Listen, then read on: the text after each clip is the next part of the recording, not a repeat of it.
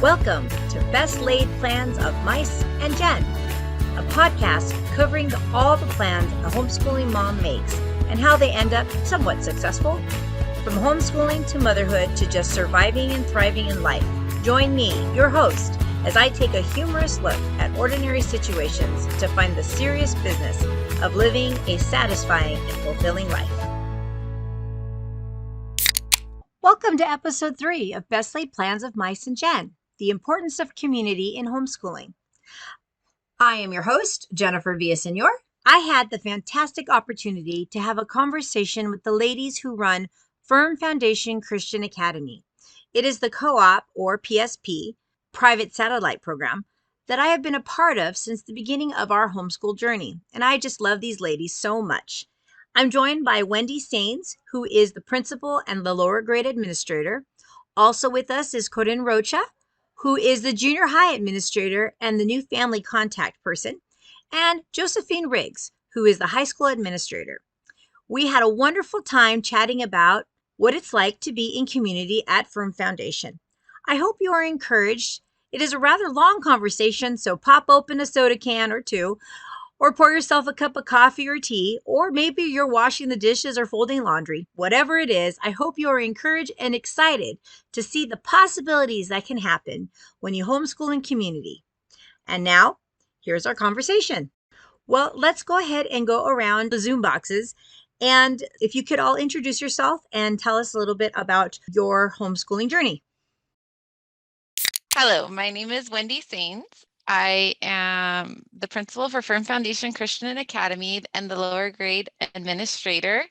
I have 3 children. My oldest is Haley, who is an 8th grader. My middle is Liana, who is a 4th grader, and my youngest is Thomas, who is a 2nd grader. Prior to homeschooling, I was a teacher for 15 years mixed in with my homeschooling, but with Covina Valley. And I switched over to just homeschooling 2.5 years ago.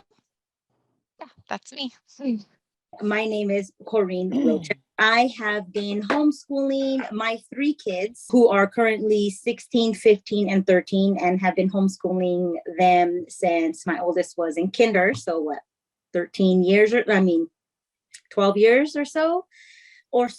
My 2 oldest are now actually in public school, and I am still homeschooling my son, who is in 8th grade. Before I homeschooled, I taught in different private school settings, preschools, kindergartens, and at the very end, a Montessori school where I did some special subjects and ended up in administration, weird enough, and assistant to the administrator. So that's where I ended up before having my kids and homeschooling them. So that's me. Hi, my name is Josephine Riggs, and I have been homeschooling for 15 years, since my oldest, who is now 19, when he was 4 years old. So 15 years, my oldest is 19, like I said, he's in his 2nd year in college. The second one is 17, he's a senior in high school, and my 14-year-old twins are 9th graders in high school. And for all of my boys, I homeschooled through 8th grade. And then we made the decision to send them to public school. So some people have said that I've graduated from homeschooling, but there is still a lot to do in Firm Foundation, but also to continue to support my boys who are still home. Before homeschooling, I was in pharmaceutical sales, and I think it's a wonderful opportunity to come together. And as times are changing, I'm glad we're here to support each other and to give resources to anyone who needs it. Okay, so what were some of the things that you found to be not as hard as you thought, and then things that were really challenging during your homeschooling time? Yeah, I'll go. For me, I would say the most challenging was because I was a teacher prior to homeschooling. I had, I think, a different vision of what homeschooling was when I first started with my oldest when she was in kindergarten. I tried to replicate the classroom setting in my home, and that was just not good at all. I've learned over the years how to work with my children and their needs that they have, and also blending that in with our family lifestyle in our home. And so I think that was like probably the biggest challenge was learning just how this will work with our family in our home, separating that from my typical view that I had of education in the classroom. The most benefiting, is that what you asked, Jen? What was the Yes. most benefiting? Or what was what was not as hard as you thought it? I would say once you get into a groove and you're following along whatever curriculum it may be, and no matter how often you change that curriculum, because it will change often, I think just knowing that your kids are still learning every day, it's still, they're doing what they're supposed to be doing. Gosh, I think just one difficult thing.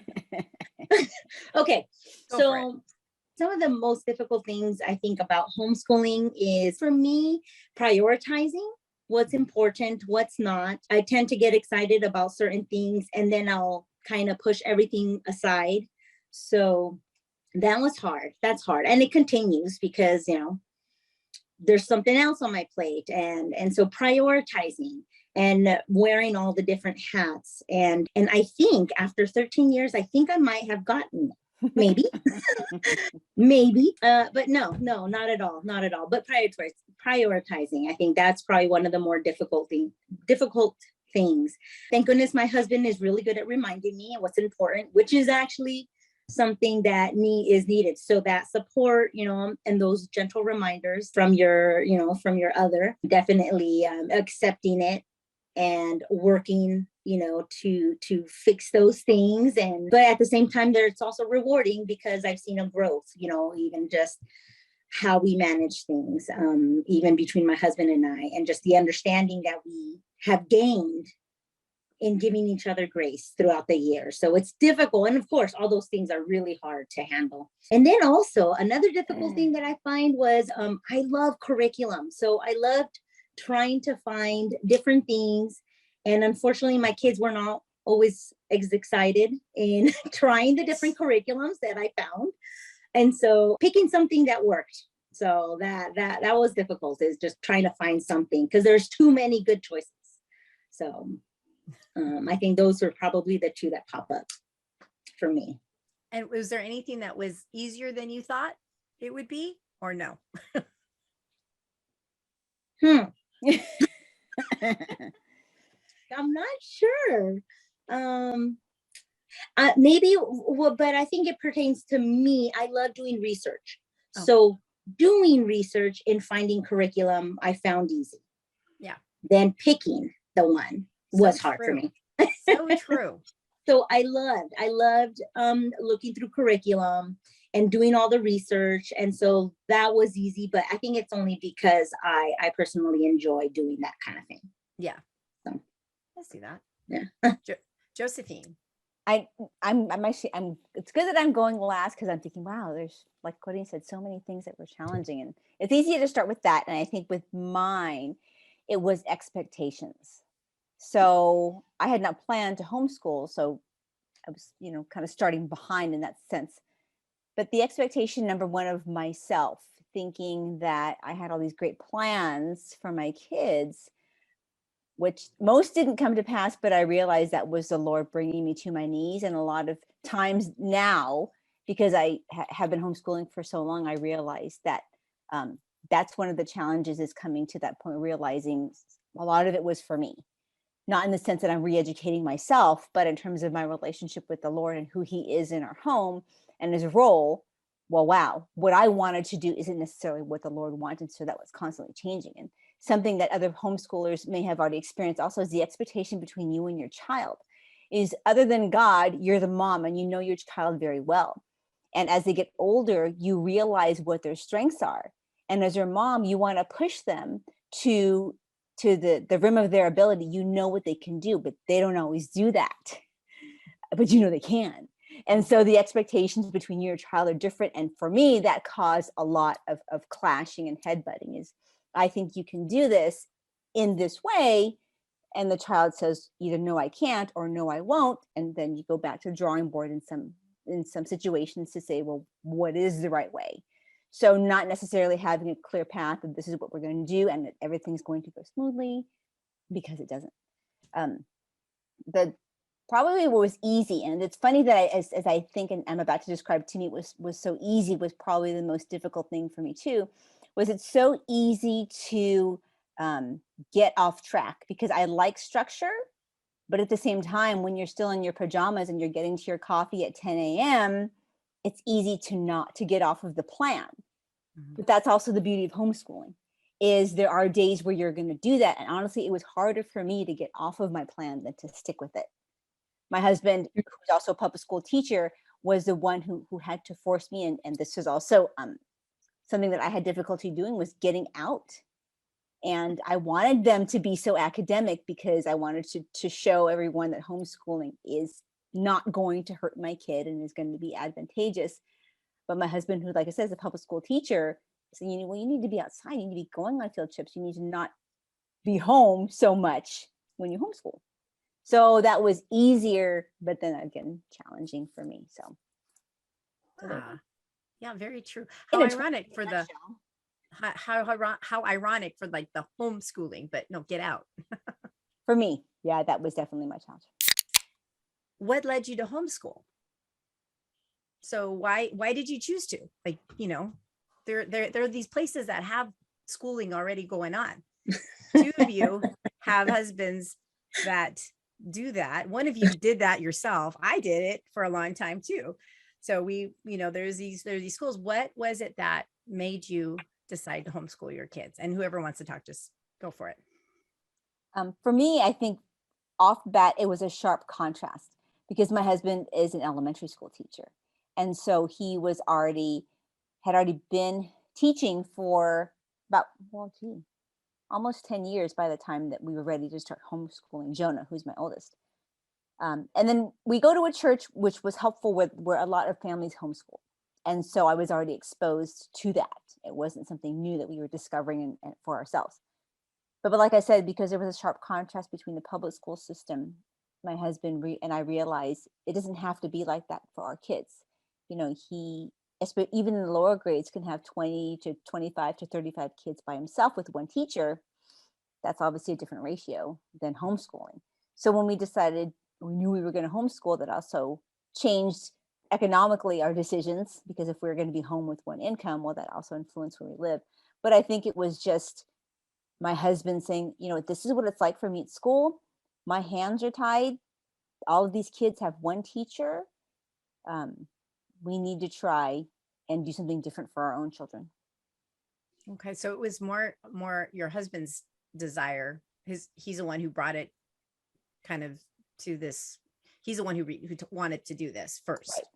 Right. It was because he was already in the public school system and said it doesn't have, if we can manage, it doesn't have to be like this for our kids. Got it. For me, it's funny. Ever since I could remember, up until I graduated, I always wanted to be an architect. Like, that was it.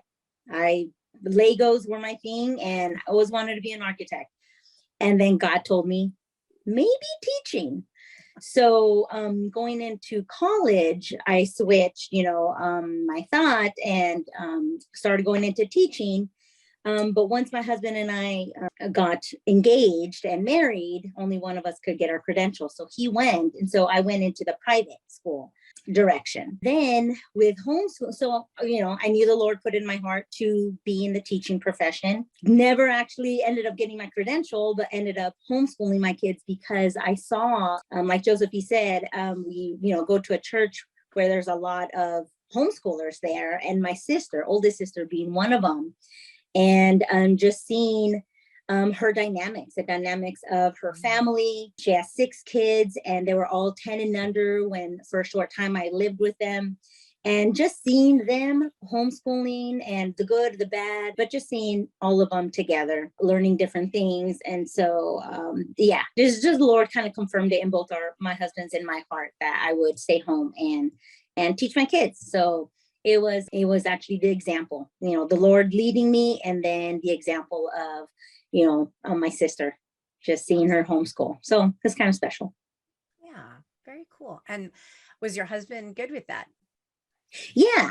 He saw, he's a high school, public school teacher, just like Josephine's husband, can see how limited he can be, in teaching, and through homeschooling, you could just personalize everything. And so he saw that as a huge benefit. So he was totally on board from the get-go. Awesome. And he was the one telling me, you need to stay home, because I was out probably too often, telling me, yeah, you need to stay home to homeschool. So, Oh, that's funny. yeah. Okay, Wendy. So for me, it was my husband at first. He knew, I knew when I married him, he wanted to homeschool our children. When the time got closer and closer, I thought he was kidding, because I was a classroom teacher, and I was like, like, what are you thinking? Like, I'm a classroom teacher. I definitely think I was the one who resisted for a long time. And I know I resisted God, not just my husband. I know it was a calling from God for us, because he was like, you know what? I'm going to make you be home. And I got laid off from my job, and then I got hired back, and then I got proposed by a principal to, well, why don't you work part-time? And all at the same time that Haley was going to be starting kindergarten. I told my husband, okay, I'll try this homeschool thing out for a year. And we even started Haley. She's a September baby, so she can start 4. And then it was before TK, so it was an option for us. And I was like, you know what, we'll try this out, and if I mess her up, we have 1 more year. And I was definitely like one of those moms. It's so sad to say. I was looking forward to the day that they can go to school, so I can just drop them off and do my thing while they do their thing. The more that I homeschool, and then I met Josephine's husband, Mr. Riggs, who was a classroom teacher, telling me, like, no, my wife homeschools. And I'm just like, what? That doesn't make sense to me. Am I a hypocrite? I'm a classroom teacher. How can I homeschool?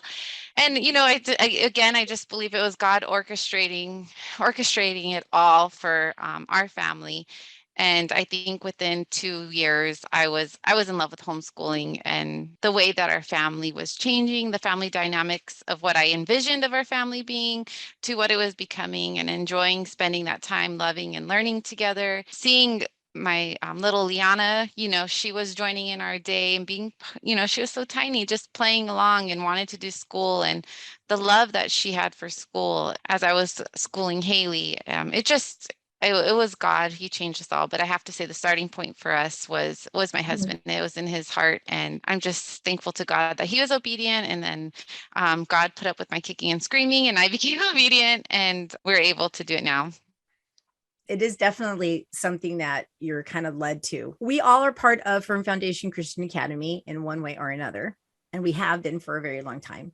And so what was it? Because the whole idea about this is just finding this community and the value of community through a PSP or a co-op, because Firm Foundation, it operates as both, right? Am I correct in saying that it's both a private satellite program and a co-op for those who are not officially enrolled in it, right? So what was it about Firm Foundation that made you stay with it the whole time? And now you guys run it. So like, it must be something about it. Anybody? I remember a specific conversation I had with a mom who was already at Firm Foundation and who went to our church. And so at that point, I think I still needed a little comfort, there's always that feeling, I think, when you start, and even though the homeschooling community is growing and growing, you always feel alone, because you may not, well, at least I did. I shouldn't say everybody, because I didn't have relatives that were homeschooling, but I did have the women at the church. So I think once we started, when I started, it was still Sunrise, because Mary spun off. She did the private school program, right? Is that what PSP means? From Sunrise Christian School. She was in charge of it, and then spun off and started it on her own, and then turned into Firm Foundation. But because I like structure, I think it was the fact that I was going into a community and a co-op that was already established. And not all are established, and it doesn't mean that they're bad, but because the moms were the backbone, and this well-oiled machine had already been established where the moms are there because they want to help. And there were plenty of moms, and just seeing how much more time they were able to spend with their children, that was probably my appeal. And just like with any co-op, as soon as you join, hey, can you help? And I did have the desire to help because I like to teach. But I think it was that just seeing something for me that was already established that I could just get into. But even then, meeting the moms and my kids making friends in that sense was like a regular school. And I have to confess, and my husband knows this very well, which has been his suspicion the whole time, is that the co-op is also for the moms to have this fellowship. And personally, I will admit that it was my break during the week, a whole week of homeschooling your children, and you are together all the time. I get a break from you, you get a break from me when we were at our homeschool co-op, which is on Fridays. So it was definitely being organized, but then finding the fellowship of moms who were just like me, doing what I was doing in the trenches, which kept me there and has kept me there and has given me the desire to continue to contribute, even though my kids are not there anymore. So how old was Jonah when you started? Did he start like at kinder or? He was 4. Oh yeah. So he's a January baby. So yeah. So we said, hey, he was that kid that was reading at 2.5 and 3. So I was ready. He was ready. Let's go. Let's find something for you or to help us along. So yeah. So he was 4 and he went right into kindergarten at 4. Okay. So you've been with Firm Foundation the whole time. For my homeschool career. Yes. Yes. Okay. Have you dabbled in other co-ops? I have, but it was only, believe it or not, because I'm okay with change. I know. But remember, so James, who's my 17-year-old, was asked to join another co-op because there was a drama production. Someone had stepped out late in the year, like performances in May. The kid left in March. Right.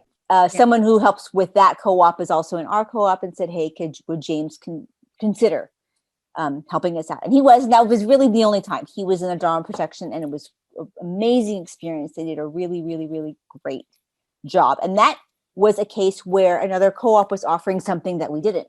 Right. So the beauty of co-ops is if you can cherry pick, right, sometimes, and what your child needs, if it's offered in multiple places and you're allowed, then take it in multiple places. Yeah.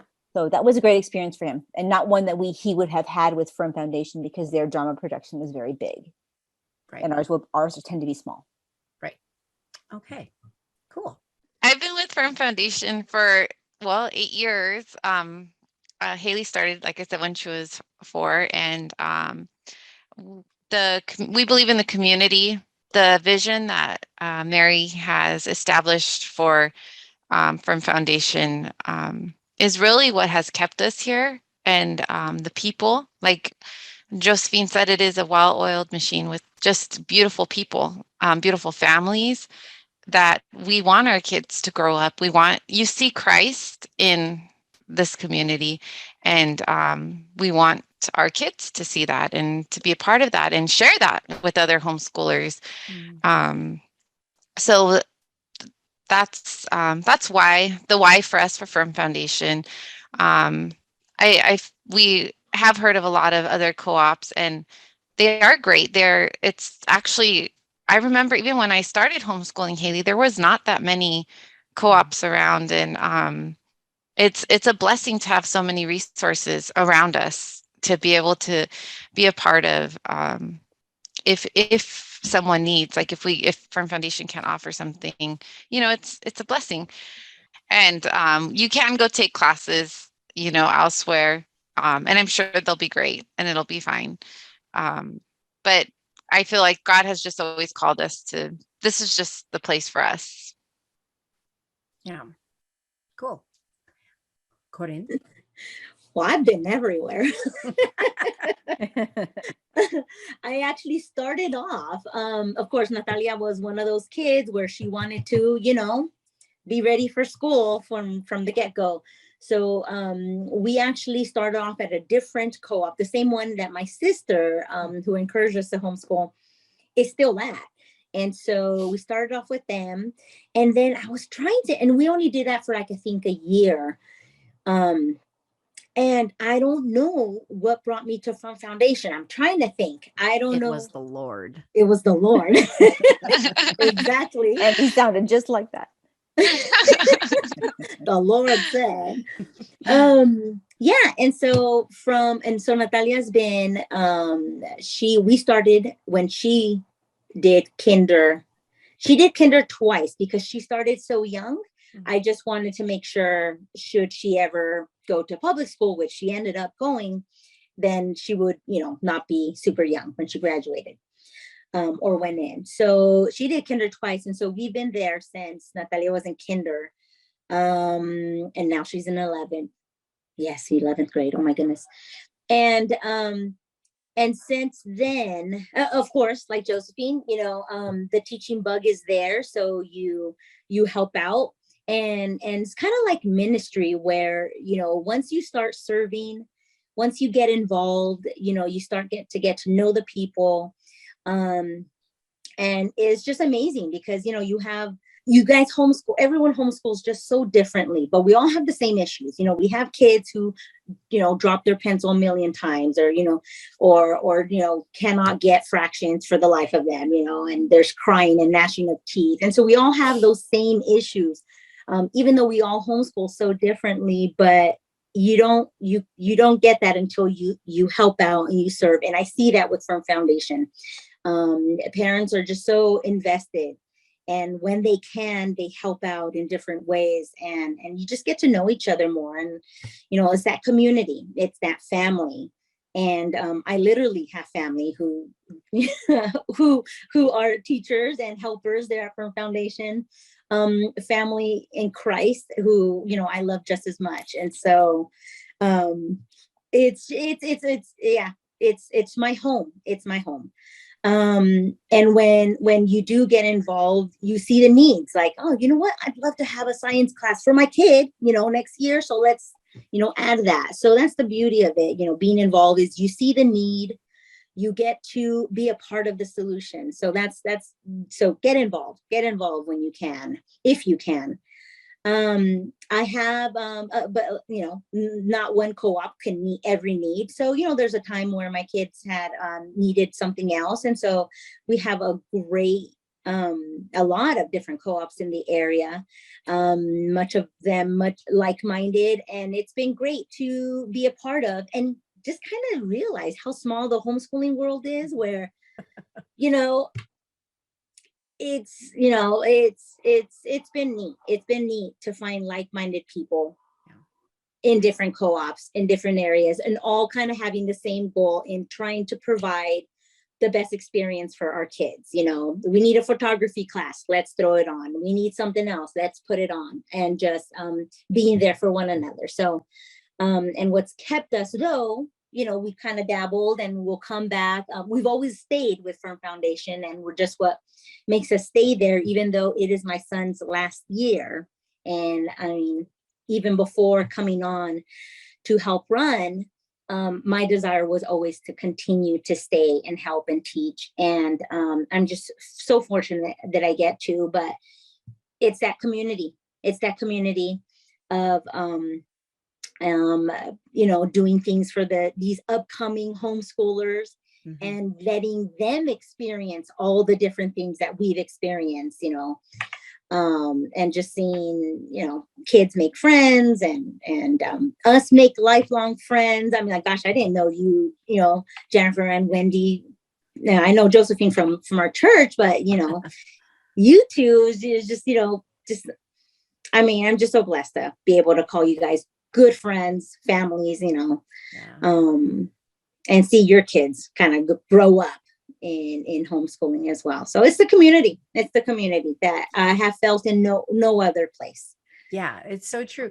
I think that especially when you're first starting to homeschool, and especially with littles, I think as moms, we feel like we need some, I know. I felt like I needed validation. I always feel like I need some validation. Like, am I doing this right? Like, what's going on here? And then it was really neat to be able to talk.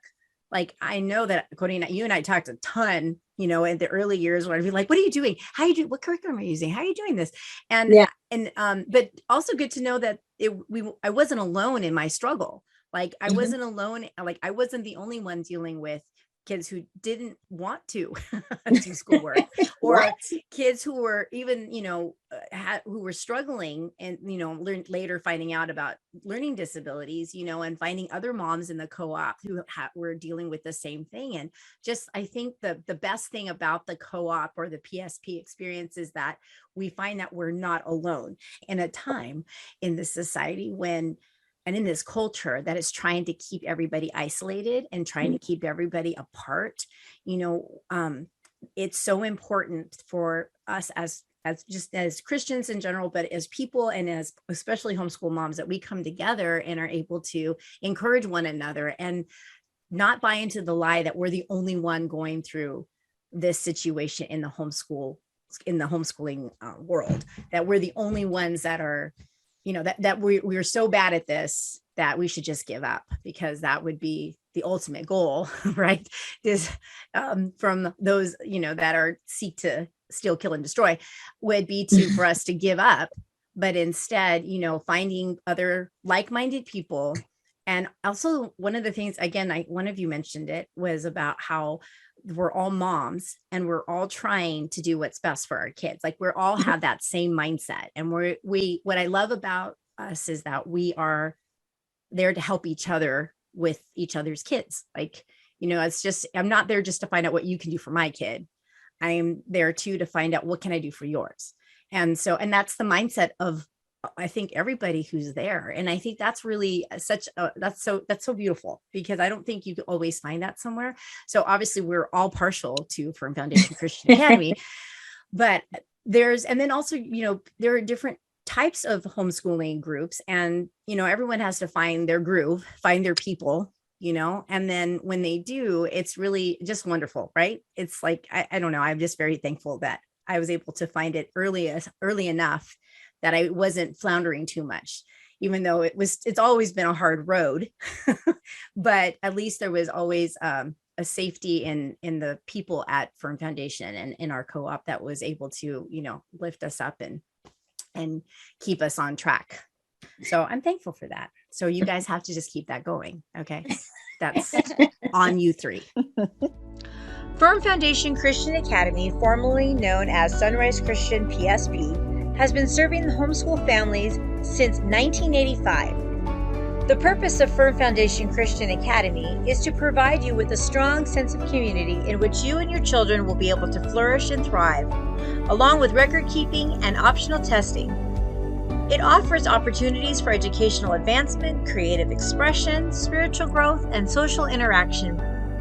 For more information about Firm Foundation Christian Academy, you can go to their website at www.firmfoundationchristianacademy.com. That's all one word. There will be a link in the show notes. Check it out if you live in the San Gabriel Valley or in surrounding areas.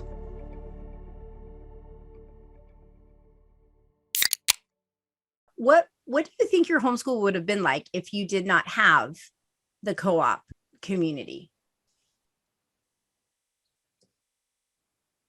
Oh gosh, I thought for me it'd be really boring. It'd be boring because I think of like the different memories that we've had, like with my kids. Like, what are some of the fun things that we've done? Okay, we've dressed our kids up in like colonial gear, and it was with a group of friends, and had them go up and say, like, do ridiculous speeches or bake bread, and it's always been with different co-ops. So I think and I wouldn't do those things on my own, like me dressing up as a colonial maid. Doesn't sound exciting. Are you sure? Yeah, no. Depends on who you ask. I think. No, but we can make our kids do it. Okay. And so it's just all the different fun things. Gosh, I remember, we did group dissections in our backyards, things like that. And it's just all the different things that I wouldn't have done on my own. Do it in a co-op, and it all of a sudden it's super exciting and doable, and you get to share the load. And so yeah, definitely just would not have had a lot of those fun memories. Wouldn't have done some of those science experiments and all that stuff without a co-op. It'd just be like, it'd be like math and Ken Burns at home, which I do love Ken Burns. My kids, not so much. But that would be it. That would be it. Yeah, it'd be boring. It'd be boring. I would say lonely too. Yeah. I think like a lot of my ideas of just improving school and making it better for my kiddos are from you guys. I just remember so many conversations we've had, from Cody talking about like just charter school or even math. I think you helped me with math with Haley when Haley was struggling. I think like it would be lonely and I would feel a little bit lost without a solid like community to be with. I think once the parents realize how much it is for the kids too, because just as much as we moms need to know that we're not alone in the trenches, for these kids to also go to school, right? Even though as fun and as exciting as it is to stay in your pajamas all day, at least my kids did look forward to school, where they were with people who were in the same situation as them, right? Whose moms taught them, who sometimes didn't do school all day because you had to attend to a family emergency or go to the store, so they could look at this kid that's next to them at lunch and say, oh, what did you do this week? Oh, XYZ. Oh, so did I. But that's not someone like a public school kid that they would have completely different experiences. My kids really enjoyed the fellowship with the other kids because it was, in that sense, their social time. And like I said, their fellowship, they're trading lunches, which is awesome, right? Because that was my favorite. And the next thing I know, someone's selling their food. So I think they learned that in the co-op. I'm sorry, okay? Was that you? Annalise always stole your kids' lunch. And because the Firm Foundation, it was on Thursday. When we first started, it was on Thursdays. And then it got moved to Fridays, which I really loved because it was almost like a treat for us to look forward to at the end of the week. Now, as a teacher, prepping for something at the end of the week was hard, but it was worth it because I looked forward to that time of fellowship. My kids looked forward to that time of fellowship. And like Wendy said, without that, it would be very lonely and very isolating. So it was really something to look forward to. And, I'm glad it was on Fridays. Oh, let me just put a little side note in about teaching homeschool kids. From the first week I started teaching at Firm Foundation, teaching kids who want to learn, huge difference. Oh. Huge, so much fun. So much fun when you have kids engaged in what you're doing in the classroom. That also was a big eye opener for me, my first year teaching at Firm Foundation. It made it fun. Teaching other people's kids that really wanted to learn, were really excited, asking questions, engaged. And can I springboard from that, Jennifer, into the present? Because my husband is obviously a public school teacher in elementary, but we have friends that we are in touch with from college who are high school teachers. One is up north in California and one is in Connecticut. And what they're saying, it's interesting because one of them had a question about homeschooling, but a common complaint they have right now with the high school kids is they're not engaged. Because the past year and a half, these kids were maybe on Zoom. And like you said, Wendy, you have to be engaged as a teacher, but you're still on Zoom. And so the kids that didn't want to learn just shut off their computer. They just shut off their screen. And now our friends are finding at the high school level, maybe quoting your husband too, is that they're doing that, but in the classroom. So there's no screen to shut off, but they're just as unresponsive. And they don't know. The principal at my son's school actually said that these ninth graders are the most immature ninth graders she's ever seen. They've been home. What I wanted to tell my friends when we were on Zoom yesterday is that's not the case with my homeschooling high school students, is because not only do they want to be there and they appreciate being back, but just like you said, Wendy, they want to learn. They hated, as homeschoolers, having to be home. And so it's a contrast, and it's such an advantage and such a blessing that we have to have these kids that we can have in person, but from their point of view, want to be there. They're not shutting off their screens. They're engaged because they know what it's like to not be there. So that is huge, just a huge blessing and responsibility that we have. But I'm so grateful for it. Yeah, definitely. I think that I always thought it was funny when people said, "Oh, so so COVID really didn't affect you guys very much, right? Because you just homeschool." I'm like, we were never home. Like, I don't like it did affect us. We were no longer able to do a lot of the things that, getting together. First of all, we weren't able Mhm. to do that, and then it was just, we were still felt so disconnected, just like everyone else in the world did, And but I'm really grateful that we still found ways to to make it work for us, because we're rebels, we homeschooled. So And we think out of the box. exactly. And that's also really big. And then I know I've shared this with some of you before, that I really think that there's going to be a really big shift in education as a whole going forward. Like, I don't think that education as we see it right now is going to last for much longer. Like in 10 years, I don't know what, if though, I just see things shifting where it's going to be more like the homeschooling community than it is the public school. I don't think it's going to be as, because a lot of people are, leaving the public school system. How are they going to be able to afford continuing a public school system if no one is in the public school system? So I just finding it, I just kind of foresee things shifting in such a way. And so it's going to be really interesting to see how it comes out. And again, how the kids that we are raising right now, and how they are going to affect the future, like in the education world as well. Like, what are they going to do with their kids? It's going to be interesting to see. I think one thing that I saw was really, really obvious was when we were in quarantine or when the public schools were shut down, the ones who were making the push and the ones who were making the biggest effort to do what they could to have the kids in person were the homeschool groups. Yeah. Was the co-ops. And, some did it in different ways, but I would say across the board, again, ironically, it's the homeschoolers that said, no, our kids need to be in person. Right. If they have a class, do it in person. Yeah. And I saw that, and I appreciate that. And that's why we are, and in general, our homeschool kids are the way they are right now, less affected than the public school kids because of having to stay home. Yeah, definitely. Because if it wasn't for anything from certain bureaucratic people, we would have never stopped meeting. I don't think.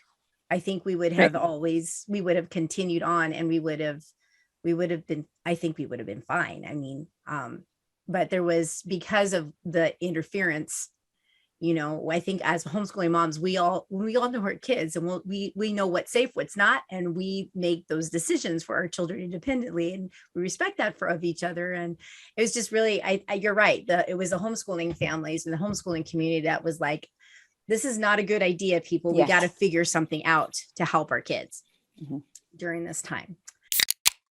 So what was one thing that got you through the day? Like, what was your coping mechanism when a day was going bad?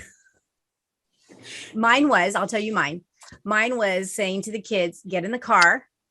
Mommy needs a Diet Coke. And we would get in the car. It was every day. That's not every day. It's true. But more than once a day at times. And we would jump in the car. We would drive to Del Taco so many times. And I was known as the Del Taco. I mean, I was known as the Diet Coke lady, because I would say just like a macho Diet Coke. They're like, please, that's all? Yes. Please drive for macho. It. Like, oh, it's you again. Macho. Yes, it is. I have 3 kids. Can I please have my Diet Coke? And then we would do that a couple of times. And honestly, we made friends with the workers there. Like, it was actually, I called it my Del Taco ministry, because as I would go through, like, we developed relationship, and I was able to share Christ with some of them. And that was really neat. So I figured it was my ministry and also the coping mechanism, So that was mine. What did you have any homeschool hack in how you managed a day when things were, or you just wanted to cry? Or you just cried? And well, then I'll take this moment to yeah, that was mine. Was the crying, and it was all around crying, mostly me.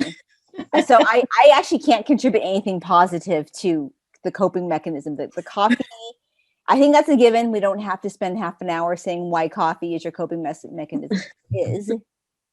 And I'm not going to lie and say, yeah, the first thing I did was pray and go to my Bible. I did not do that a lot. So maybe my portion will be how not to cope properly. The praying was, please God, let there be coffee, or please God, don't let the Diet Coke machine be broken. Right. There was That was the praying that was going on. Yeah. Just saying. Yeah. So I think I'm going to pass on this question. Truthfully, I did not cope well. And so was that because they just didn't, is it because they didn't, what was it? What was so bad about the day? It was the expectations. Ah. That's my bane, is we should be doing this way, or why can't you do this? Fill in the blank. Mm-hmm. And I had, there was a point where I understand, does it need to be retaught? Let's look at the time of day. But that was my big problem, is not adjusting expectations in the way that I should. And so coping badly and inappropriately. Well, obviously we got through it, but the point isn't just to get through it, is it? The point is to make it quality. So in desperation, Sometimes. I would say that the day just stopped. The day just That's enough. That's enough of yeah, that. and whatever room was not where my children were, that's where I went. There you go. So again, what not to do. I wouldn't say that. I think that's actually a good coping mechanism in the sense that you knew that it was time to stop and you heeded that. That was good. So don't be so hard on yourself. I think that was wise. All right. Next. Gosh, okay. As we talk about these, I'm like, wow. I think my kids learned also. Like they'd see me in a mood. They're like, and Ben, he'd be, Mom, do you want to put a fire on? Do you want to? He knew like historical documentaries were my thing, so I'd be in a mood or something. He's like, do you want me? Let's put on a fire and let's watch a movie. I'm like, okay. Or they would say, can we watch a movie? It'd be educational. I'm like, okay, so they do that. If it was a bad day, I'd just stop and say, okay, if schoolwork is not working, housework is gonna work. You do this, you do this, you do this. So that was one way, just kind of shifting. Throwing on a movie, an educational movie is another way. And Napoleon Dynamite. Is it educational? Yeah, then yes, sure. The chickens is educational. Sure. Yeah, just stop. Like let's pick up tomorrow. But of course, it was after some gnashing of teeth and crying and whys and buts, and you wouldn't be acting this way if you're, in Mrs. Riggs' class or or something like that. But just shifting modes and just doing something different. Helped. So. Well, for me, I was one of those moms who took a homeschooling mom prayer and hung it on the wall in my bedroom, because whenever it got too much for me, I would just like run to my bedroom. I need a nap or something, stop, whatever. But it would be right there on my wall where I look. And so I would read it and be like, okay, reality check here. It also had the why of what I'm doing, right? I'm here to create disciples, and me yelling at them and having them yell at me back, that's not doing the job. So it was a great reminder of what the why of what we're doing, and then of course just surrendering to the Lord. But I think ultimately it was just stopping when it was enough is enough, just recognizing it and stopping. And whether that was, we have a time, it's called rest and read time, and usually it would be like at the end of the school day. So I don't know, maybe 2:30, whatever time it ended up. It was just the last thing that we would do would be rest and read, and you either grab a book and read somewhere in the house, or just rest, like it's just calm and quiet. So sometimes rest and read would be like at 11 a.m. It was like Yeah, and then just going outside and okay, time to go for a walk or time to go in our townhome. We live near a park, and that was a good out. Like if it was just getting too crazy, just go outside and play. Like, but you just go, and it was. I usually calm down just sitting outside. And then of course friends. Friends always help. Okay, let's go over to a friend's house. Let's go do this with our friends, and it kind of makes everybody forget about the craziness that was happening. And so, yeah. I think I had that paper, like the homeschool, like moms and all that, but it was like behind my planner. I probably should have put it on top. See, now I never had that paper. No, I don't have that. And I didn't even look it up. I still have a third grader. So, if you would like to share that, and I think maybe we can put that in the show notes and people can get to it as well, because I think that would be helpful. What inspires you now that if you've been several years into homeschooling, what inspires you now as a homeschooler? I think looking back, so I'm coming to homeschoolers from the future, is the relationship I have with my children, that we're close, and it's amazing to find so many parents that are not close with their children. And so because homeschooling is so humbling, your children see you, and I use that word broken often because for me it was true, to see me broken or to see us sacrifice all these things for the sake of being home. But now seeing the fruit is that my husband and I are very close with my boys, and they're in public school, so they're no longer home, but they are still coming home. And I think the fact that we're having conversations, that we both had to rely on the Lord so much in school, for school, that's what I would say is that inspiration and encouragement that I would give anybody, is that the hard times are hard. Obviously, a list of challenges may seem longer than the list of benefits, but there are benefits. And for me, the one that I would name, which is a relationship with my kids, and of course their relationship with the Lord, has been worth it. Has been worth it. The education is there. I put a lot of stress on being the A student or getting through the curriculum, but now that I look back, I'm so grateful that we were able to homeschool without fear of getting in trouble, without consequences other than what I would give them. But it's just that encouragement that when you come out of it with that relationship with your child, it is how else can you do that? How else can you create that other than homeschooling? Yeah, and it's funny because my two oldest are also in public school, and it bummed me out so much at first when they were gone for so long. I'm like, what are you doing? But having had those foundational years with them at home, they still come home and we still have conversations.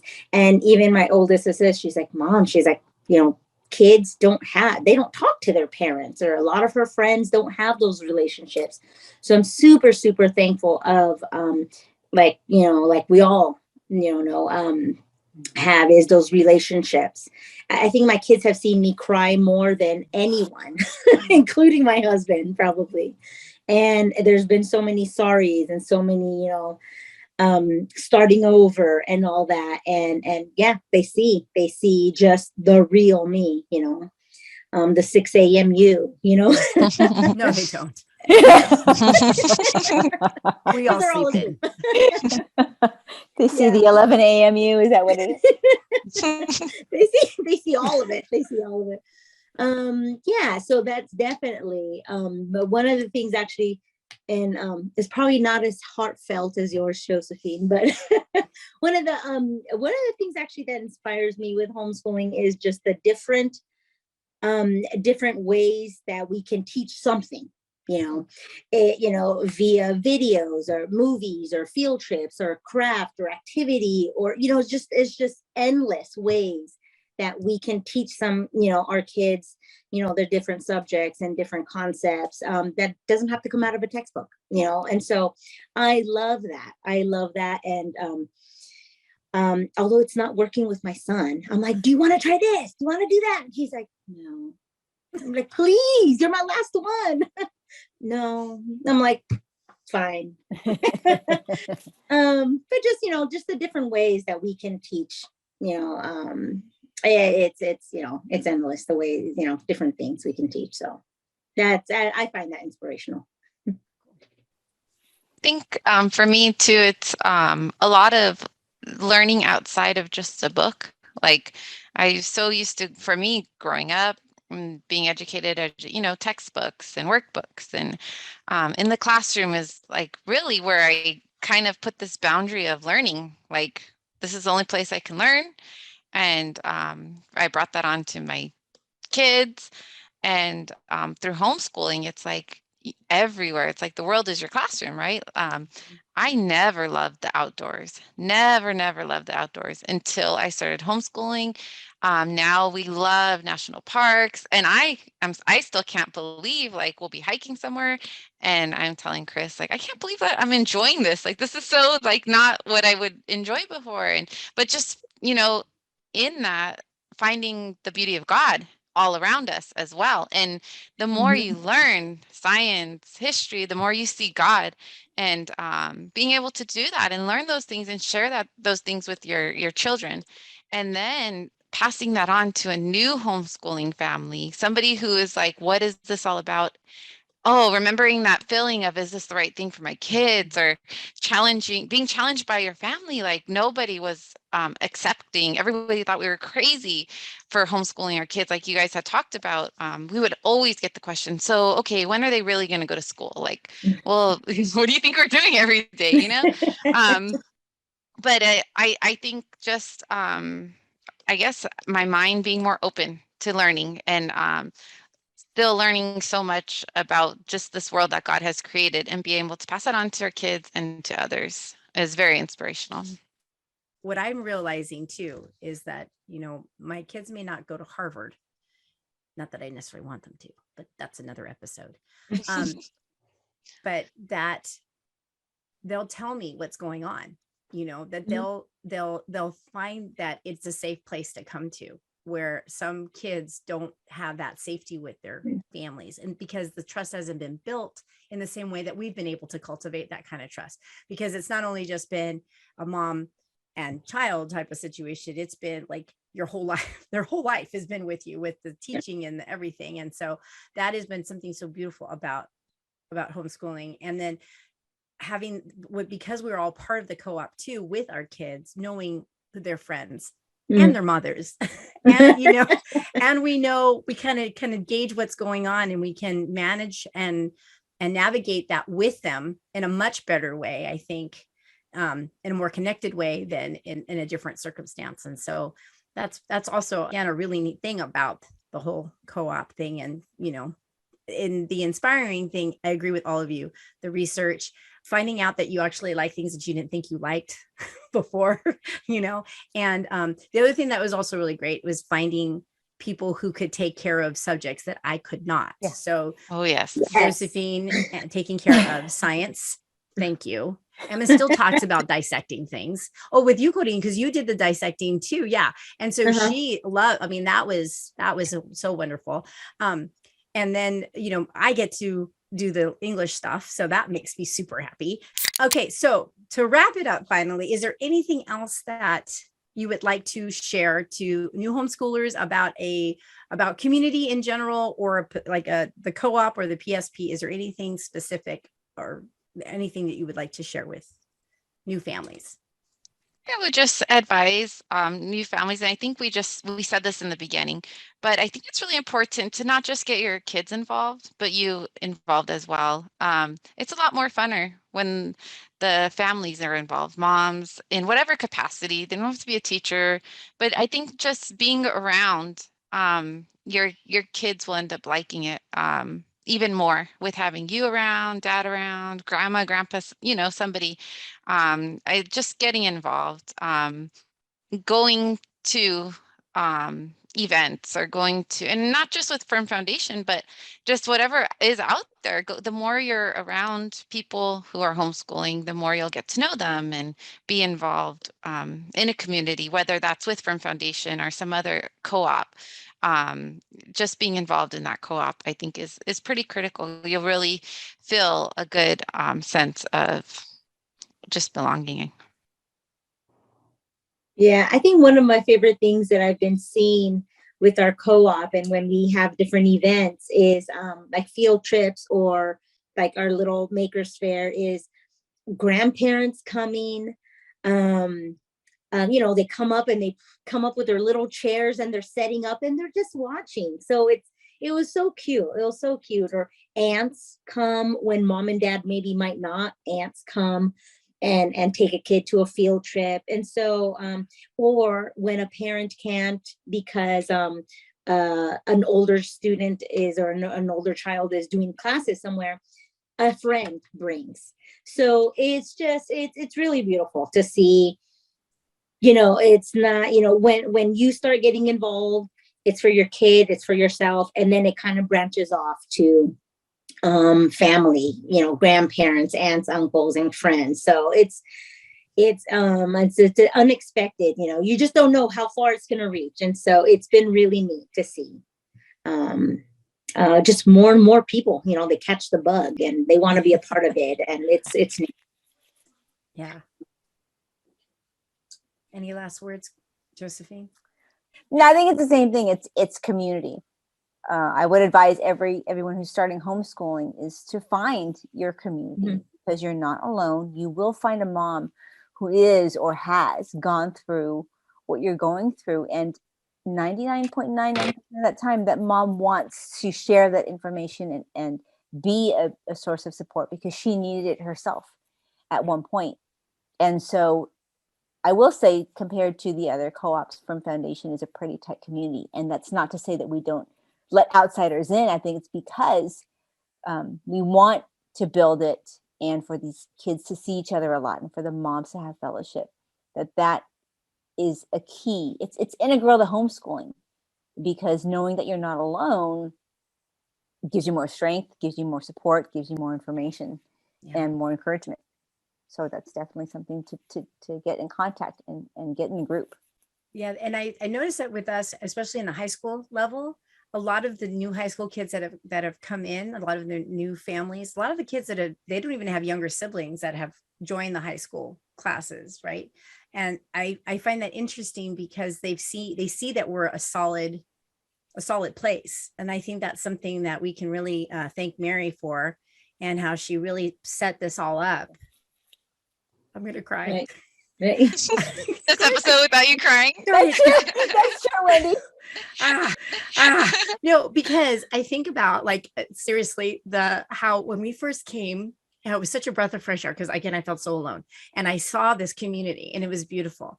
We're here in positions for such a time as this to really now help another generation of kids be homeschooled and how that's going to affect the future. And the Lord put that on Mary to start, and we are blessed by that. And I just think that that's so incredible and how we have no idea how our obedience and what we're doing is going to affect the future. And I just find that so amazing about our Lord, about how God just really uses us, each of us individually, and I'm just very grateful for Firm Foundation. I'm grateful for all of you, the three of you, and our friendship. Again, the sense of community is what keeps, I think, people together at Firm Foundation. I think that's what keeps us strong. And I'm just very, very grateful. So thank you. We're in it together. Special thanks to Wendy, Corinne, and Josephine from Firm Foundation Christian Academy for joining me today for this episode of Best Laid Plans of Mice and Jen. The resources we mentioned will be found in the show notes. You can find me on iTunes, Spotify, and YouTube. Follow me on Instagram at Best Laid Plans of Mice and Jen. And if you have any questions or topic ideas for future episodes, you can send them to bestlaidplansofmiceandjen@gmail.com. And And remember, even when things don't go as planned, it still leads to some of the best learning and growing while surviving and thriving.